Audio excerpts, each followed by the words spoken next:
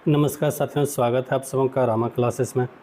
अभी हम जानने वाले हैं खोटा लेखक भुवनेश्वर दत्त शर्मा, जिन्हें हम लोग व्याकुल के नाम से भी जानते हैं, उनके जीवन परिचय के बारे में। ये आपके लिए झारखंड सीजीएल और झारखंड सहायक आचार्य के लिए बहुत ही इम्पोर्टेंट है। तो इनसे कम से कम आपका 4-5 प्रश्न रहेंगे और वे सारे प्रश्न को अगर आप हल करना चाहते हैं तो वीडियो के अंत तक बने रहें। आइए देखते हैं भुवनेश्वर दत्त शर्मा व्याकुल जी के जीवन परिचय के बारे में। तो सबसे पहले इनके व्यक्तित्व परिचय। जन्म इनका 17 मार्च 1908 ईस्वी को हुआ। उपनाम इनका जो है व्याकुल है। जन्म स्थान अगर हम देखें तो जन्म स्थान इनका माथाडी, जो कि गिरिडीह में पड़ता है। बाद में इनका परिवार हजारीबाग के विष्णुगढ़ में आकर बस गए। इनके पिताजी का नाम बलदेव उपाध्याय। जब ये 6 महीना के थे उसी समय बलदेव उपाध्याय का मृत्यु हो जाता है, जिसके कारण इनके दादाजी इनका पालन पोषण करते हैं, अयोध्या प्रसाद उपाध्याय जी। माता का नाम शांति देवी और इनकी जो मृत्यु हुआ, निधन हुआ, वो 17 सितंबर 1984 ईस्वी को। निधन कब? 17 सितंबर 1984। देखें अगर इनकी प्रमुख कृतियाँ तो सबसे पहले उर्दू और हिंदी में इनका है सफ़र का साथी, कलाम या व्याकुल कविता संग्रह है, त्राण या व्याकुल यह भी कविता संग्रह है, छोटा नागपुर कविता संग्रह। खोटा में अगर हम देखें इनका तो खोटा में है मादल ध्वनि मधोताल, जो कि गीत संग्रह है, मादल यह भी गीत संग्रह है, किसानों का अंतर्नाद गीत संग्रह है। उर्दू में अगर हम देखें तो हुस्न इश्क ये शायरी है इनका, उर्दू में हुस्न इश्क। और जब भी खोटा साहित्य का नाम आता है तो अनायास ही व्याकुल जी का नाम आ ही जाता है। खोटा भाषा साहित्य के मध्यकाल इतिहास का जो कि एक प्रखर वक्ता, अगर हम व्याकुल जी के बारे में बात करें तो यह एक प्रखर वक्ता, साहित्यकार, गीतकार, कवि, स्वतंत्रता सेनानी और इनके साथ साथ में ये समाज सुधारक भी थे। व्याकुल जी उस समय खोटा के गीत और कविता के मंचों का पाठ करते थे, जिस समय खोटा भाषा का प्रयोग सभा सोसाइटी में करना लोग ठीक नहीं समझते थे। खोटा भाषा का प्रयोग उस समय जो है सो है की दृष्टि से देखा जाता, उस समय यह खोटा भाषा का प्रयोग करते थे। कहाँ पर? मंच पर। इन्होंने अपनी मातृभाषा को उच्च दर्जा देते हुए कई प्रसिद्ध रचनाएं खोटा भाषा में करने का काम किए, जो आज भी लोगों की ज़ुबान पर है। उसी में एक है छुआ दुलार, और इसकी एक वानगी जिसमें वे समाज के विकास के लिए शिक्षा के मार्ग पर चलते बच्चों को देखकर खुश होते हैं, और बच्चों के हाथों में पेंसिल, काख में किताब दबा हुआ और वे स्कूल जा रहे हैं, जिसका वर्णन करते हुए लिखते हैं। क्या लिखते हैं? लिखते हैं, हमार बाबू हमार सोना, हमार सुगा पढ़ेल गेल, सुन अकली सुनगे खगिया, उच्च करेजा आजे भेल। जब वो बच्चों को पढ़ने के लिए जाते हुए देखते हैं तो वो कहते हैं कि आज हमारा जो करेजा है, इज्जत है, मान सम्मान है, वह जो है सो ऊँचा भेल बढ़ गया। तो इस कविता में उनकी प्रगतिशील विचारधारा साफ झलकती, मतलब वो प्रगतिशील विचारधारा वाले व्यक्ति थे। अब हम जानते हैं इनकी जीवनी, व्याकुल जी का जीवनी। तो जैसा कि हम आपको पहले बता दिए हैं, 17 मार्च 1908 ईस्वी को जन्म हुआ। कहाँ पर? गिरिडीह के समीप माथाडी गांव में। लेकिन बाद में उनका परिवार कहाँ चले गया? हजारीबाग, जो कि विष्णुगढ़ वहाँ के लोकल जगह है। हजारीबाग जिला में विष्णुगढ़ अभी प्रखंड है, वहीं पर रहने लगे। जब व्याकुल 6 माह के थे तभी उनके पिता बलदेव उपाध्याय का देहांत हो गया, और इनका देखभाल इनके दादाजी का नाम था पंडित अयोध्या प्रसाद उपाध्याय। पंडित अयोध्या प्रसाद उपाध्याय इनके दादाजी, और वही इनका देखभाल किए। दादा से ही सबसे पहले इन्होंने भाषा व्याकरण का ज्ञान पाया। जब वह 11 वर्ष के थे, सिर्फ 11 साल, 5वीं कक्षा में पढ़ रहे थे, तब उनका घर में मन नहीं लगा और वो भागकर काशी चले गए। कहाँ चले गए? भागकर काशी। हालांकि कुछ दिन के बाद वो फिर वापस लौट कर आए, मगर इस क्रम में उन्होंने दुनिया के बड़े नज़दीक से देखा, दुनिया को बड़े नज़दीक से देखा और जाना। व्याकुल जी सिर्फ खोटा ही नहीं, हिंदी और उर्दू में भी रचना करते थे। तो व्याकुल जी कौन कौन भाषा में रचना करते थे? खोटा, हिंदी और उर्दू। वे अपने गीतों, कविताओं के जरिए लोगों को जगाने का काम करते थे। किनके जरिए? गीतों के जरिए, कविताओं के जरिए। देश और मातृभाषा तथा योगों के प्रति उनका मन दर्द और प्रेम था। वह समय अंग्रेज़ी शासन का था और पूरा देश अंग्रेज़ों के शोषण गुलामी से त्रस्त था। ऐसे समय में हमारे व्याकुल जी सरीखे लोग भला कैसे चुप रह सकते थे। हम बात कर रहे थे कि जब अंग्रेज़ों के विरोध में पूरा क्रांति बज उठा तो हमारे व्याकुल जी भी उसी के रास्ते चल पड़े, क्रांति के रास्ते वह भी चल पड़े। और उस समय 1930 ईस्वी का था जब वो क्रांति की वजह से हजारीबाग जेल में बंद थे। तो 1930 ईस्वी में क्रांति की वजह से हजारीबाग जेल में बंद थे। उसी समय उनकी जो मुलाकात आई हिंदी भाषा के प्रसिद्ध विद्वान रामवृक्ष बेनीपुरी जी से हुई।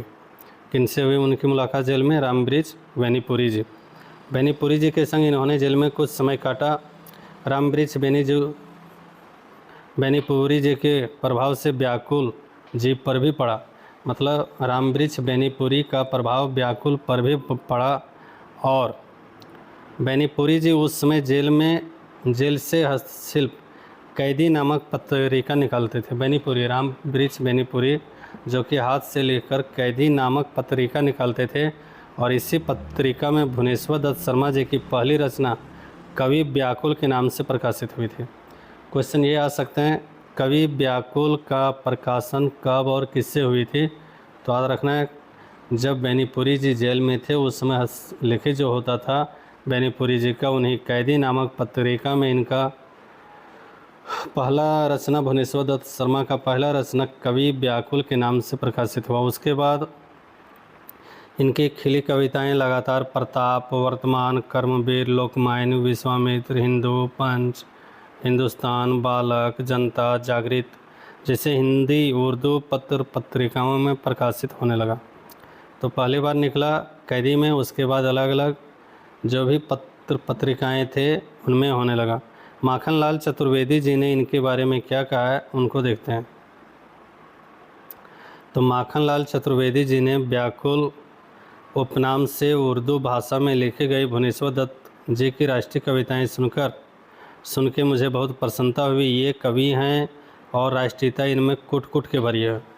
तो भुवनेश्वर दत्त शर्मा जी के बारे में माखनलाल चतुर्वेदी जी ने कहा कि राष्ट्रीयता इनमें कुट कुट के भरी है और ये कवि हैं।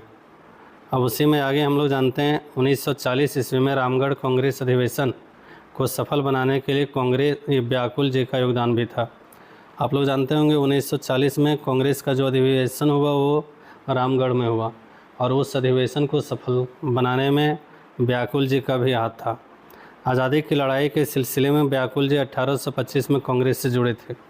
कब 1825 से बाय मिस्टेक 1925 होगा, यहाँ पर क्या होगा 1925। तो कब जुड़े थे? 1925 ईस्वी को जुड़े थे। कौन?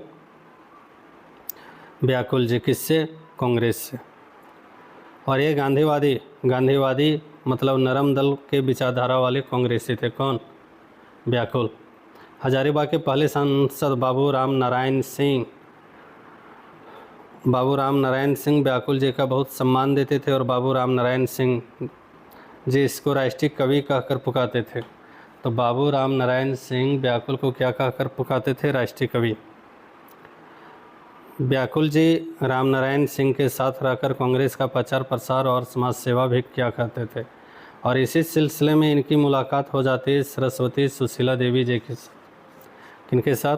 सरस्वती सुशीला देवी, जो कि उस समय विधवा थी और उसी से इनका प्रेम हो जाता है और फिर प्रेम धीरे धीरे विवाह में बदल जाता है। सरस्वती सुशीला देवी जो है विधवा महिला थी और ये बिहार के पहले मुख्यमंत्री श्री कृष्ण सिंह की भतीजी थी। किनके? श्री कृष्ण सिंह की भतीजी। तो फिर इन्होंने एक अंतर्जातीय विवाह किया। देखिए ये राजपूत परिवार से हैं और भुवनेश्वर दत्त शर्मा जी ब्राह्मण परिवार से हैं। तो ये दोनों में शादियां जब हुई तो ये अंतर्जातीय विवाह हो गया। और अंतर्जातीय विवाह हो गया चूँकि उस समय समाज रूढ़िवादिता बहुत ज़्यादा समाज में थी, जाति पाति थी, उच्च नीच छुआछूत था। और 1925 ईस्वी में व्याकुल जी ने गांधी जी के संगत में आए और फिर उन्होंने हरिजन उत्थान के लिए काम किए।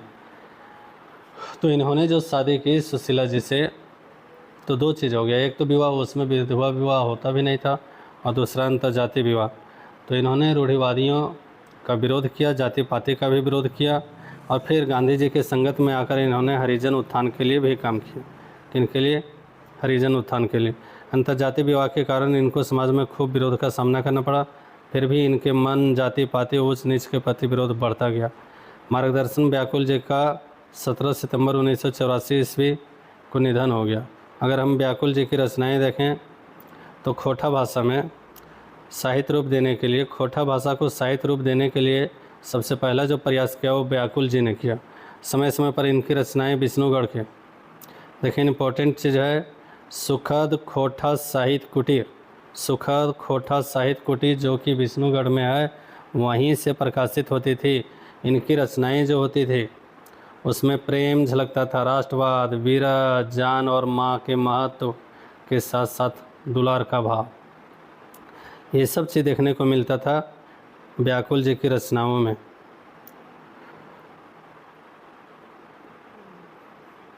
यहाँ पर देखिए इनके अंदर राष्ट्रवाद भी कुट कुट के भरा था, जैसा कि उनके रचनाओं में दिखता है। एक नमूना हम देख लेते हैं, नौजवान आ तो गुलामी को मिटाकर दम लें, वरना अच्छा है बस सर कटाकर दम लें। ये करें नौजवान, नौजवान मतलब आज के युवा पीढ़ी, आ तो गुलामी को मिटाकर दम लें, गुलामी को मिटाकर मतलब अंग्रेज़ों को भगाकर दम लें, या फिर उससे अच्छा है, अच्छा ये है कि बस सर कटाकर दम लें।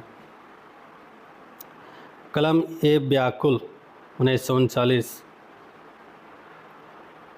तो व्याकुल जी की पहली रचना कलम ये व्याकुल 1939 में विष्णुगढ़ हजारीबाग से प्रकाशित हुई।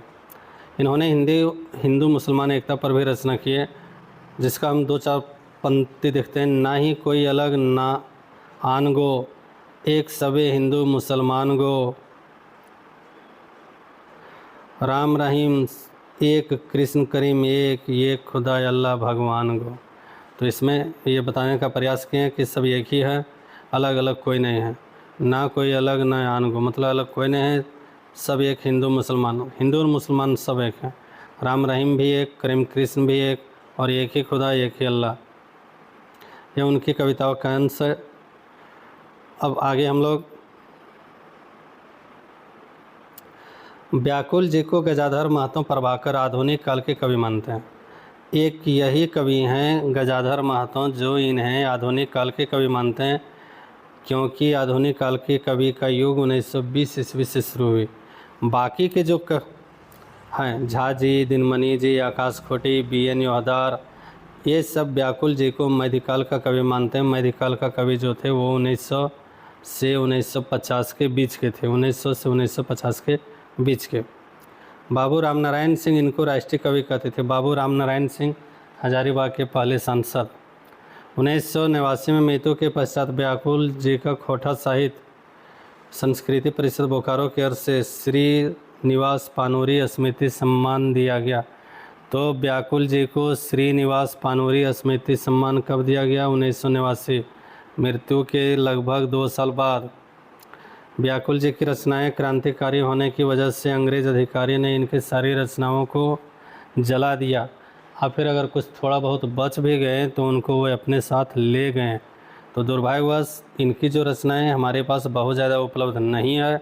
और इसी के साथ व्याकुल जी का जीवनी को हम समाप्त करते हैं। उम्मीद है आप सबों को पसंद आएगी, और अगर पसंद आएगी तो आप सब इसे ज़रूर लाइक करें। धन्यवाद।